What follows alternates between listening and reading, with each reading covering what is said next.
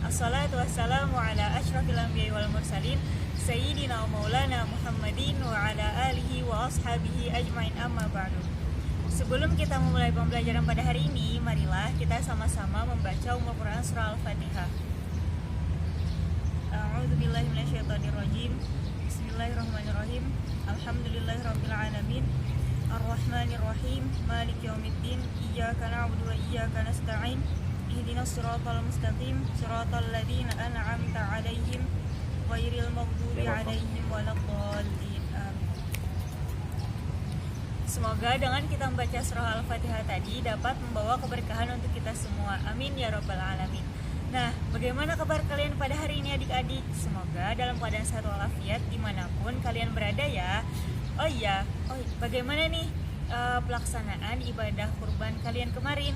Pasti menyenangkan bukan? Nah, dan banyak hal yang menyenangkan yang kalian lakukan bersama keluarga kalian, kerabat kalian, teman dekat kalian, dan lain sebagainya. Nah, berkaitan dengan pelaksanaan ibadah kurban yang kita lakukan kemarin, hari ini kita akan mempelajari materi baru yang juga tidak jauh pembahasannya dengan kurban, yaitu perintah kurban dan akikah. Kalian tahu tidak apa bedanya antara kurban dan akikah? Tapi hari ini kita belum belajar tentang perbedaan itu, melainkan kita akan belajar yang pertama tentang apa pengertian dan keutamaan dari pelaksanaan ibadah kurban. Yang kedua, bagaimana sejarah dan apa saja sih ketentuan dari pelaksanaan ibadah kurban ini. Nah, seperti itu. Terus simak video ini sampai akhir ya. Terima kasih. Masuk pada materi yang pertama, yaitu apa pengertian kurban dan keutamaannya. Nah, kalian tahu tidak apa pengertian kurban? Nah, jadi kurban ini secara bahasa yaitu qoroba yaqrobu kurbanan, yang artinya mendekatkan diri. Sedangkan secara istilah kurban ini adalah pelaksanaan penyembelihan hewan ternak dengan syarat tertentu, kemudian dilakukan pada waktu tertentu dengan tujuannya untuk mendekatkan diri kepada Allah. Nah, seperti itu. Untuk hari raya Idul Adha ini pun juga bisa disebut dengan hari raya nahar atau hari raya Idul Adha itu tadi. Nah, seperti itu pengertiannya. Kemudian keutamaannya, Allah itu sangat menganjurkan kita untuk melaksanakan ibadah kurban. Lanjut pada materi yang kedua, yaitu bagaimana sejarah dan apa ketentuan dari pelaksanaan ibadah kurban ini. Nah, kalian tahu tidak bagaimana awal mulanya pelaksanaan ibadah kurban ini? Jadi awal mulanya itu ada pada kisah Nabi Ibrahim alaihissalam bersama putranya, yaitu Nabi Ismail alaihissalam, yang pada waktu itu pada malam ke-8 bulan Zulhijjah, Nabi Ibrahim itu kan sempat bermimpi bahwa Allah itu memerintahkannya untuk membunuh putranya, yaitu Nabi Ismail alaihissalam.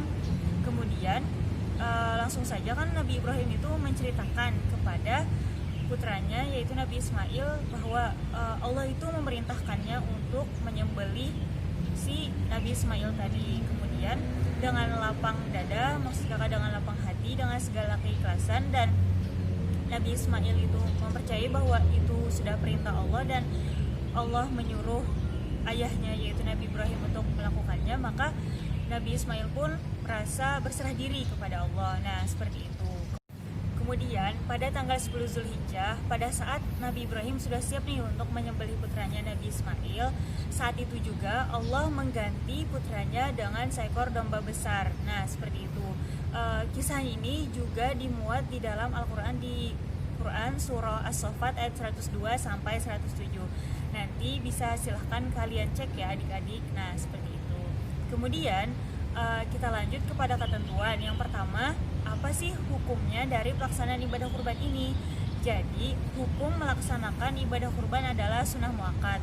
Sunnah muakkad ini adalah sunnah yang sangat-sangat dianjurkan untuk kita melaksanakannya. Nah, seperti itu. Kemudian, perintah untuk berkurban ini pun juga terdapat di dalam Al-Quran pada surah Al-Kautsar ayat 2. Kalian ingat kan masih ayatnya itu bunyinya seperti apa? Ya, benar. Bunyinya itu fasholli lirabbika wanhar, yang artinya maka dirikanlah salat karena Tuhanmu dan berkurbanlah. Nah, seperti itu. Kemudian Untuk waktu penyembelihan hewan kurban, waktunya itu dilaksanakan pada tanggal 10 Zulhijjah setelah selesai melaksanakan sholat Idul Adha dan pada hari tasyrik. Kalian tahu kan hari tasyrik itu kapan saja? Jadi, hari tasyrik itu terdapat pada tanggal 11, 12, dan 13 pada bulan Zulhijjah, sampai berakhirnya terbenam matahari di akhir hari tasyrik tersebut. Kemudian, kita lanjut kepada ketentuan hewan kurban. Nah, untuk hewan yang digunakan dalam pelaksanaan ibadah kurban ini pun khusus hewan yang banyak dagingnya, bukan yang diperah susunya dan dikuliti seperti itu. Nah, untuk hewan-hewan yang digunakan pun hanya ada 5, yaitu sapi, kambing, kerbau, domba, dan unta. Yang tentunya kelima hewan ini pun harus banyak dagingnya, kemudian tidak cacat fisiknya, dan cukup umurnya, seperti itu. Untuk ketentuan umurnya pun telah ditetapkan, yaitu yang pertama, untuk kambing atau kerbau yang umurnya 1 tahun atau lebih, atau dia yang sudah lepas gigi serinya. Yang kedua, kambing yang berumur 2 tahun atau lebih. Yang ketiga, sapi yang berumur 3 tahun atau lebih. Dan yang keempat, unta yang berumur 5 tahun atau lebih. Nah, seperti itu.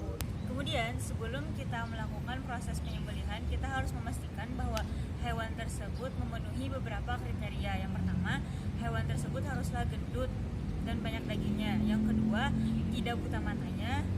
Yang ketiga, tidak sakit-sakitan. Yang keempat, tidak pincang kakinya. Yang kelima, tidak putus tanduknya. Yang keenam, tidak sobek telinganya. Kemudian yang ketujuh, tidak putus ekornya. Dan yang ke-8 adalah tidak dalam keadaan hamil. Nah, itu tadi adalah beberapa penyampaian materi pada video kali ini. Kalian masih ingat kan apa saja yang kita bahas tadi? Yang pertama tentang pengertian kurban, kemudian keutamaannya, kemudian bagaimana sejarahnya, lalu apa hukumnya, kemudian waktu pelaksanaannya, dan ketentuan hewan kurban tadi. Nah, itu tadi adalah pembelajaran pada hari ini. Kemudian untuk pengumpulan tugas pada video pembelajaran minggu ini, kakak minta kalian untuk menceritakan bagaimana pengalaman kalian pada saat Idul Adha kemarin. Nah, untuk pengumpulannya kalian bisa dengan 2 cara. Yang pertama bisa dengan voice note, dan yang kedua dengan tulisan. Nah, seperti itu. Mungkin itu saja video pembelajaran pada pertemuan kali ini. Semoga bermanfaat, tetap semangat, dan jaga kesehatan kalian. Wassalamualaikum warahmatullahi wabarakatuh. Jangan lupa like, share, komen, dan subscribe ya adik-adik. Terima kasih. Sampai bertemu di lain kesempatan.